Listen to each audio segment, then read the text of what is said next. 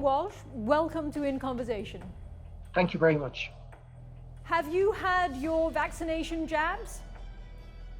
I've had the first of my jabs, the AstraZeneca jab, and I'm waiting to have my second one, which I should have within the next couple of weeks. When you've had your jabs, will you be comfortable getting on a plane for, let's say, 12 or 13 hours and flying, say, out here to Singapore?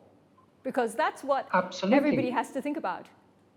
You say absolutely. No, I will have no hesitation. In fact, I've flown to Singapore without having my jab. For me, I'm well used to the issue of managing risk. I've spent over 40 years in the airline industry, initially as an airline pilot for half of my career, and half of my career as an airline CEO. So understanding the risk that we take, taking mitigating action, dealing with the net or the residual risk is something I do every day, and it's something I'm very, very comfortable with. But managing risk and taking planes is something that is part of your job. What about for people who just want to take a holiday? We're coming into summer holidays, school breaks. Can we go on holiday if we've had our jabs? Oh, in my opinion, absolutely. And in fact, I'm very pleased that more and more governments are now indicating that they will accept people who have been fully vaccinated into their country without restriction. And I think that's a very positive development. Everybody has been promised what we call this vaccine dividend. And the dividend, in effect, is that you can get back to a more normal way of living and operating. So personally, I would have no hesitation traveling pretty much anywhere in the world. Obviously, there are some areas where we're seeing a high level of transmission at the moment. But all of the scientific evidence shows that the vaccine not only protects you, but it also suppresses transmission. So it protects those around you as well. You're talking about Europe and America, where everybody's planning now for summer holidays, many of them in a couple of weeks. Whereas here in Asia, we're locking down our borders. Yeah, you're quite right. I think it is disappointing that we haven't seen a more coordinated global approach. And clearly the rollout of the vaccine has gone at a different pace in different parts of the world. Singapore clearly has been very good with a significant number of people vaccinated or fully vaccinated, similar or maybe slightly behind what we've seen in the UK and North America. Other parts of Asia, unfortunately, the rollout has been quite slow. But I think what is important is that individuals understand what risk they are taking and what risk they're prepared to take. And clearly to do that, I think it's incumbent upon governments to provide people with accurate, hard data to enable them to make informed decisions. But Director General, what about a lot of the failed plans? For example, travel bubbles between Singapore and Hong Kong. That's gone down the tubes twice. So we can't rely on those to lift travel because we keep getting disappointed. I agree with you. It is very disappointing. I think Singapore and Hong Kong have definitely tried to get that going. If you look at, say, Australia, New Zealand, that one has been more effective. And I'm sure you were delighted to see the images coming out of New Zealand of families reuniting who hadn't been able to meet for over 12 months. So the travel bubble concept is an interesting one, but to be honest, we need to be thinking on a much larger scale, and that will require more work to be done. But as we see vaccines roll out and accelerate, I'm confident that more and more countries will be able to manage the risk. And this is what it's all about. It really is about managing the risk to the individuals and also to the country. But the risk we're dealing with today is significantly lower than the risk we were dealing with 12 months ago.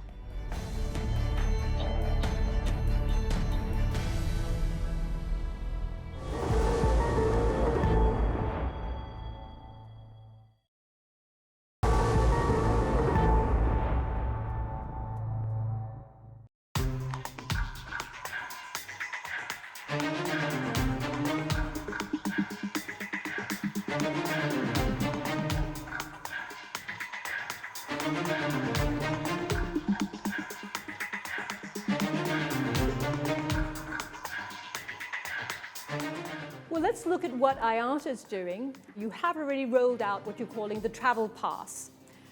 But this travel pass isn't being rolled out by all your member airlines. It still seems to be an extremely messy thing. Isn't it possible that I could go to the airport with an IATA travel pass and I could still be refused? No, I don't think that will happen. So far we have 52 airlines, I think it is today, have actually signed up to use it. And we have another 60 in the pipeline who are in discussions with us about using it. What the IATA Travel Pass is designed to do is to provide a digital solution to what has become a very paper-based process.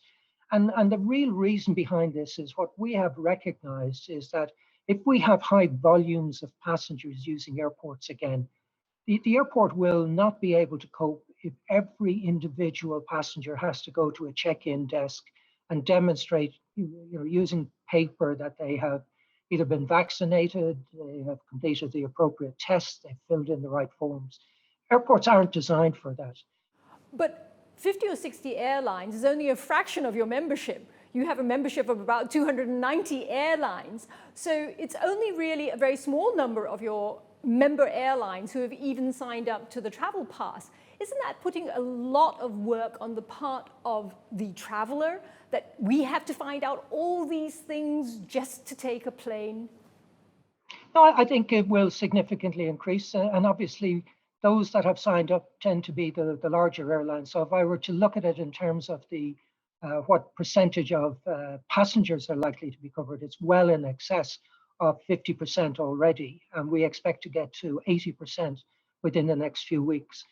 But the Biden administration in the US has already said that they're not going to be issuing a national vaccine passport. So if an enormous market like America are saying that there's no national vaccine passport, what are all the rest of us going to do? No, strangely enough, that's pretty much what exists today. So the reason we've developed the IATA Travel Pass is we have a database called Thematic. And Thematic, you probably don't actually recognize that people are using it. But when you're traveling internationally, as you know, there are many different passport and visa requirements. And these requirements change almost on a daily basis, sometimes more than once a day. And IATA has this database, which is used by airports and airlines. And what we're doing is we're extending the fields available in that database to be able to cover health requirements as well. Will we end up in a situation, though, that the airlines or the airline body, like IATA, will end up having to decide what is a valid vaccination and what's not a valid vaccination? In other words, will you end up having to be the arbiter of whether or not this person can go into a particular country without quarantine? I couldn't agree more with you. And that's why we believe we need a global standard in terms of what will be required. And we need mutual recognition. As we have today, we need countries to recognize that if a vaccine is approved in their country, for example, approved in the EU or the US, that it's acceptable elsewhere. But quite honestly, these are issues we actually deal with today. As I said to you, you have a myriad of passport and visa requirements that even in EU, which is seen as a single bloc, many of them have different requirements. So there will be incidences, and indeed we've already seen it, where somebody will turn up to travel and they will be informed at the check-in counter that they don't comply with the requirements. What we want to do is we want to take that process away from the airport so that customers who want to fly will understand well in advance what it is they need to do. So where is the problem? Is it because you're saying that the airlines want coordination? Is it the governments who have not coordinated? Are they the ones who are lagging behind? Yes, it's at government level. And even if I look again to the EU, which I'm clearly more familiar with. So within the EU bloc, when it comes to requirements for testing, I think we have 14 different requirements at the moment. So you have some countries who will require a test to have been completed within 24 hours. Others, it's 48, and others, again, it's 72. Some require testing to be done on everybody, including newborn babies. Others, it's above the age of 3, some it's 6, some it's 9, some it's 18. So, there isn't a single system which you would believe in this day and age. So you're saying that governments do need to talk to each other more and get this sorted out? Yes, so the G7 meets in the UK in Cornwall. I think it's on the 11th of June. It would be great if we could see some coordination starting there, because that would cover about 40% of people who are likely to travel. So if we could start with a bloc like the G7, if we could get the EU to agree a common standard, if we could get bilateral agreements between the EU and the US, if we could get then similar bilateral agreements like Singapore with the EU, Singapore with the US, I think all of this is possible. And I suspect all of this will be achieved. It would be nice to have it in place today. But I'm pretty confident actually that we're on that road at the moment. What would it take, do you think, for governments to stop shutting their borders every time they have a spike? Because that's going to disrupt travel every single time. You're absolutely right. In fact, that's the biggest problem we've had to deal with, where borders are opened and then quickly closed again. It causes great confusion and indeed, in many cases, great hardship. So what we would hope for is that, again, these decisions can be based on hard data. And the data doesn't change overnight normally. You can witness trends. Many countries saying that, the regime that they will put in place will be there almost hardwired for a minimum of 2 weeks. So that people will understand that it's not just going to be changing every hour, every day, every couple of days. It will be important to give comfort to people when they're traveling, that the basis on which they took that decision will still be valid when they're returning. So fewer knee-jerk reactions and more longer-term planning. Absolutely, and this is where data is critical, and more data is available, and it's it's visible to everybody. There are plenty of trusted sources of data where you can look at the trends in a country. So let's base our decisions on hard data.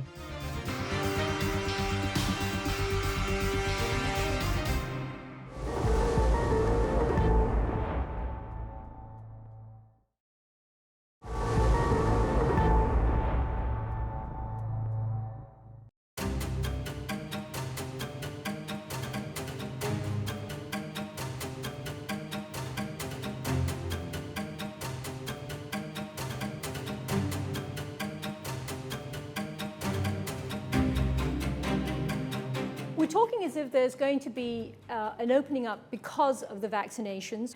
Yet, does this mean that the unvaccinated, either because they are wary of it or because they simply can't gain access to it, will end up being this subgroup of people who won't get to travel? They will stay locked at home. No, that would be disgraceful if that were to happen. And we cannot allow that to happen. As a society, I think it would be absolutely wrong. We know there are some people who cannot be vaccinated because of medical conditions. We know there are people who will be reluctant to be vaccinated. And we know there are a lot of people who will not get access to a vaccine for some considerable time. They have got to be allowed to travel. And we have got to have arrangements in place to allow them to do so. Well, what arrangements are those going to be? Will we have vaccine flights and unvaccinated flights? Or are you going to be mixing the vaccinated and unvaccinated on the same flight?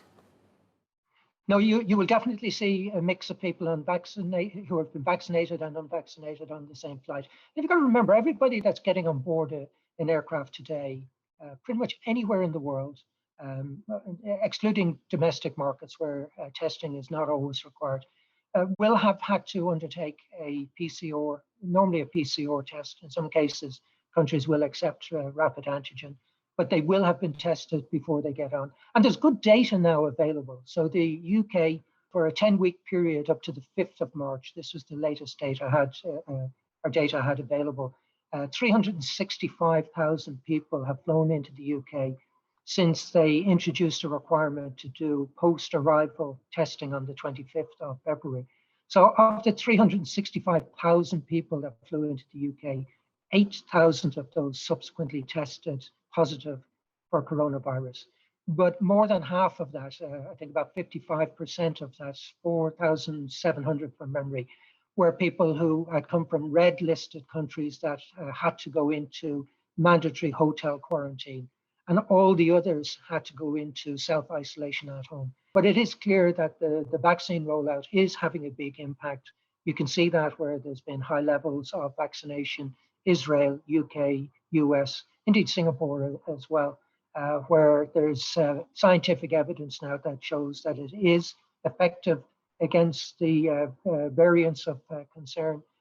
It is effective in suppressing transmission, and it's clearly very effective in protecting the individual who has been vaccinated. But the problem with the variants is that they trigger a whole series of other things. I mean, if we look at Taiwan, they're now seeing a spike, which they say is probably connected to probably a slow vaccination rollout, but also in part because they've seen a lot of B.1.1.7, which is the variant that originated in the UK. And then in places like Singapore and other countries, we've also seen now a spike due to the variant that was probably the one that originated in India. No, I disagree. I think the scientific evidence demonstrates that the vaccines are effective against these variants. And I think we've got to separate what is anecdotal and what is fact. You know, you talk about a spike in Singapore. I think the level of transmission is still extremely low relative to the global average. I think the global average, 7-day average, is around 67, 68 per million, and Singapore is less than 4. So I can understand in the context of Singapore, you know, from where it was close to 0 to 4, that is a big spike. But if you look at places like Israel, it's come down from the beginning of this year, it was touching 400, an average of 400 on a 7-day basis, down to 3. You know, and so there's clear evidence where a vaccine rollout has had a really impressive impact on suppressing the transmission of the virus. IATA is optimistic. You're projecting that we're going to be seeing even better than pre-COVID levels in a very short time. Not next year, but the year after. Isn't that a very optimistic, possibly unrealistic projection that things are going to get so good so fast? It's a great comment, and what is behind that projection is the fact that there is a shift in the behavior and the structure of the industry. The way those passengers are distributed around the world will be quite different, because what we have seen even this year, 2021, is in domestic markets. And you know, typically, if I go back to pre-COVID, the global domestic markets accounted for about 1/3 of all flying. International flying was 2/3. What we're seeing is very, very strong growth in big domestic markets like China, US, Russia, you know, where, and I think in the future, India. So it reflects a change in the shape and nature of the industry as well as recovery. If I was to look like for like, I think the recovery will take significantly longer in international markets. Aren't you worried, though, by some of the recent polls that we've seen? One out of the US just a couple of weeks ago, where they talked to vaccinated and unvaccinated people. What they found, ironically, was the vaccinated people were much more wary about taking a cruise or getting on a plane, whereas the unvaccinated persons were ones who thought that, you know, I'm getting on a plane, I'm taking a cruise. Well, I think if you look at what has happened, so in the US domestic markets, leisure traffic is now effectively back to the same level it was in 2019. In fact, it's probably above where it was in 2019. So what we do know is that if given the opportunity, there are a lot of people who will fly. Clear evidence in Europe, the UK, where restrictions are removed, we see an incredible bounce back very, very quickly. So, for example, the UK announced that UK citizens could travel to Portugal without any restriction. We saw an immediate bounce. In fact, booking levels are well above where they were in 2019 because there are people who just want to get away and take that holiday. And in many cases, actually, there are people who want to get away and visit their friends and family that they haven't seen in over a year. You know, I include myself in that. Having that freedom to travel, something we took for granted, so precious, you know, for many of us. It's very important, and people do really want to regain that freedom and enjoy what it offered them. But what about governments who are telling everybody, you ought to try and be careful and that the nature of work is not going to be the same again? So that would mean that the lucrative business and first class segment is definitely not going to be recovering soon. Well, it's a fascinating question, and I'm glad you asked it, because I think you are quite right. There will be some people who have embraced this technology. Personally, it allows us to do this interview, but it's nowhere near as good as you and I sitting in the same room having a conversation. But what is important to point out is that not everybody that travels in a first class cabin or a business class cabin is traveling on business. In fact, I speak from personal experience when I was running British Airways. Quite a high percentage of those people were traveling on leisure. And what we've seen through this is that in many cases, consumers have built up significant additional savings because they haven't been able to spend the way they normally would have spent over the past 14, 15 months. And we expect actually that, again, you'll see a shift. You may not see as many people traveling on business in those cabins, but we believe you'll see more people traveling on leisure who now want to experience that and are prepared to pay. And because they have saved additional funds, it's now something that's within their reach. So, again, a shift in the shape of the industry. If I was an airline pilot, as you have been, would you say to that person, go and reschool, go find yourself another job? This industry is not going to be the way it has been ever again. Or would you say, no, hang in there, it'll get better, just a couple of months? Hang in there. It's a great industry. And it's a resilient industry. It offers great opportunities to people, both working in the industry and the opportunities we provide to people who are served by the industry. So I would definitely encourage people to hang in there. And I would encourage everybody to continue to look at the airline industry as a potential opportunity for them in the future. William Walsh, thank you very much for being on In Conversation. Thank you very much.